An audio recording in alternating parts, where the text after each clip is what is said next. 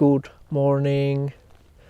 So a few of you have complained that you don't get the notifications from YouTube whenever I upload a new video. So be sure to go down and click on the bell icon and then select the option all. In that way you should get a notification each time I upload a new video, and YouTube won't select which ones you ought to see.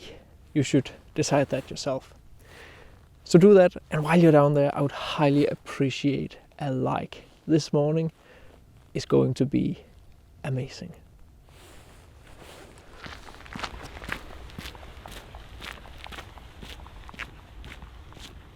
What a calm, nice, atmospheric and moody morning it is. It's one of those mornings that you have to jump on it. Just get out. The first composition I found here, very simple. I have some reeds here in the foreground, which looks really nice. And then I have this tree here in the background. And the good thing about the tree is you can see like the trunk and the branches coming out. And then the background is brighter, yet still darker than the sky. You can see there is some texture behind the tree, so it creates a nice depth with the foreground reeds, the tree kind of in the midground, and then the background that leads you into the forest. It's a simple photo, but I like it really, really a lot. I'm using my Tamron 28-200, zoomed in 235mm, and that does the trick. I think this is a really nice starting photo.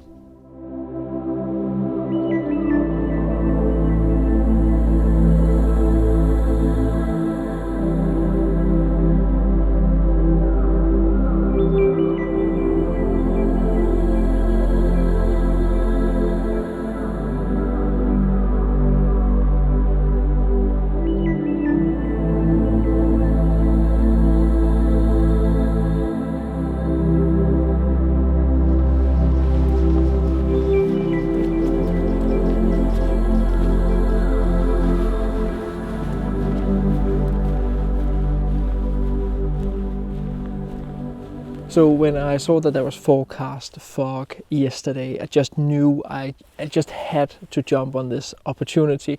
I actually decided to go to a location which is further away from this location here, but each time I drive past here and I see, hey, it's foggy, then I just have to stop over, because I know that there's so many compositions still to be had in this little section of the forest. And when I was out making my Tamron 28-200mm review, actually only just a few days ago from when I'm recording this, I didn't get any fog, I didn't get any sunrise, didn't get anything. So, but I did find this composition, which is just absolutely incredible. And now that there is fog, I knew I just had to go and take it, because I knew it was certain that I would get something from this morning. So as you can see, the composition is rather simple. I used the trail here to lead in to the scene, and then I simply just use the trees here in the foreground as a kind of a frame in the middle. I do include a lot out here, but nevertheless, as you can see here, I do include quite a lot. I will also try and zoom a bit more in and find another composition. But it really is just about using those very basic compositional tools like leading lines, repetition of patterns. The fog creates the depth throughout the photo, and a little bit of framing. And that's basically it. And then of course you need an interesting woodland to photograph, or something that you personally respond to if it's a photo for yourself. So yeah, and I really like these gnarly fairy tale trees.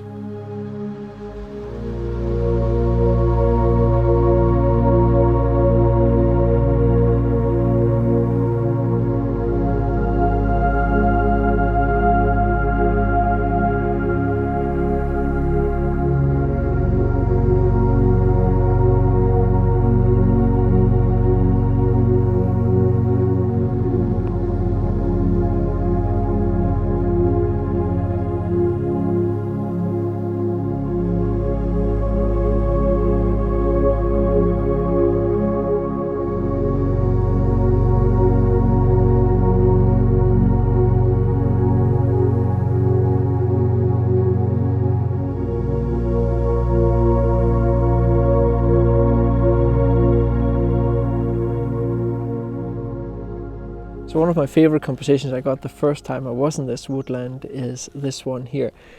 If you haven't seen that video, be sure to check it out. There's a link in the upper right corner.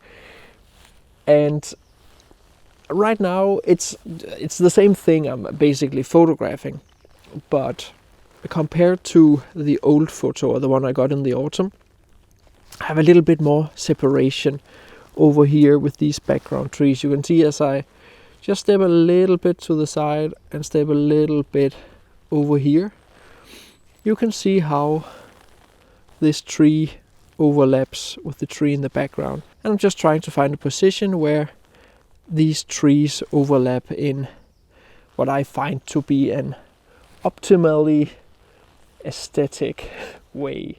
And again, because of the fog, we have a great sense of depth in the photo. We have the foreground trees, we have the trail leading in, so a lot of depth, less colors than I had in the autumn. Right now it's just in the beginning of March, so there's like no leaves at all on the trees, so it gives this very, very super moody and simple. There's not a lot of colors that interacts with the photo, so a very simple expression relative to the one I got in the autumn, where there were a few more colors in the photo.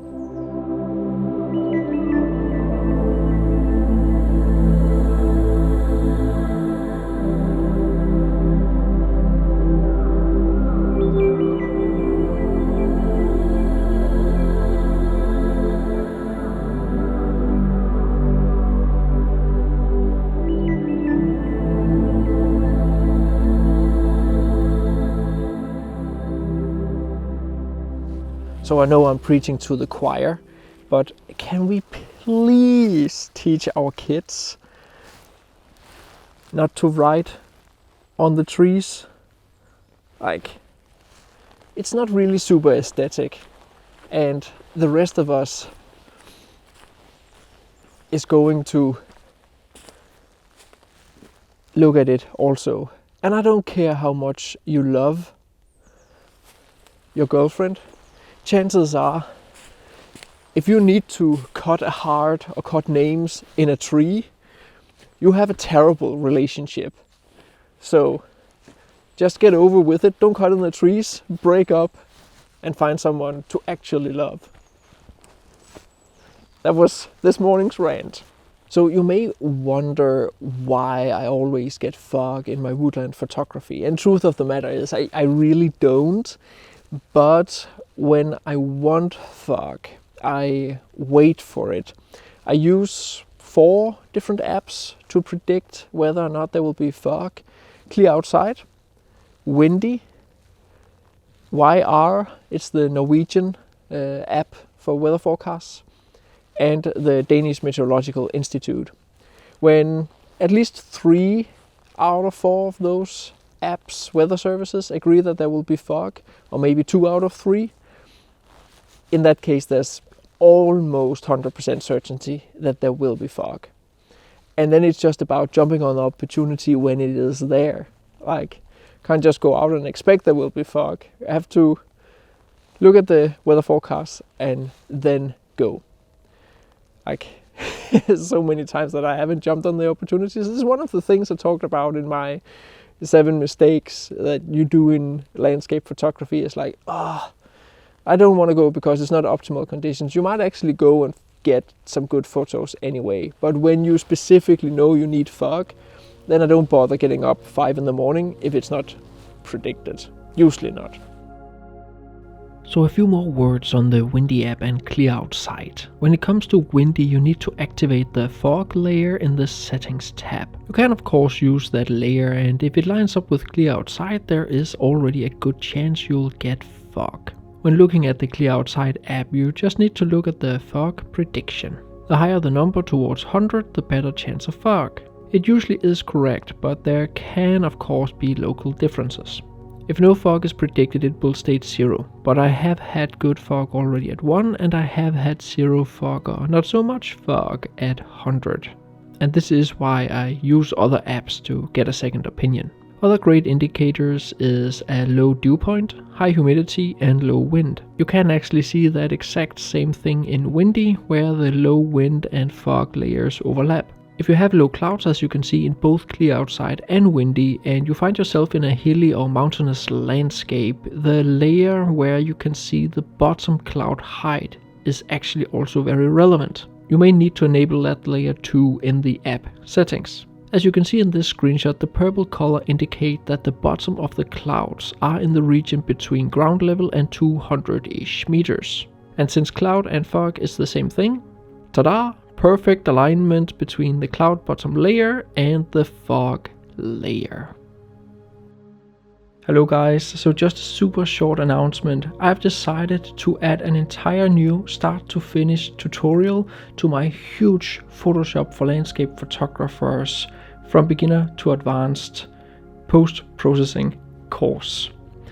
This is a tutorial where I cover a few different things that I haven't covered in the other tutorials, and it's this photo here I am editing. So if you are already enrolled, this video is completely free of charge, and it goes along with all the other 10 other start to finish tutorials and 13 other videos on tools and editing, and the 6 other intro and outro videos with all sorts of other tips. And if you haven't enrolled, there is a discount code down in the description to enroll. So enjoy.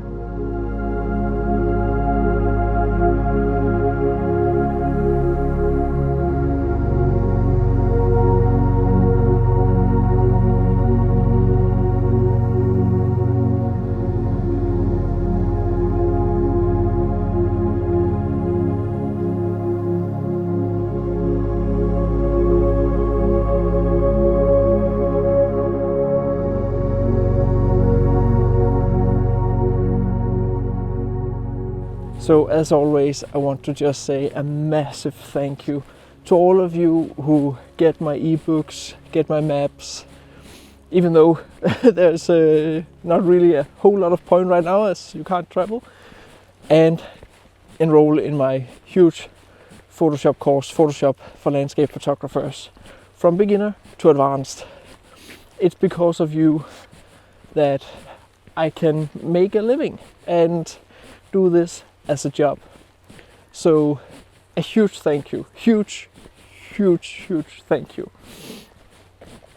There are links to all of it down in the description. Remember to use coupon codes if there are anything of that. And yeah, thanks a lot for watching.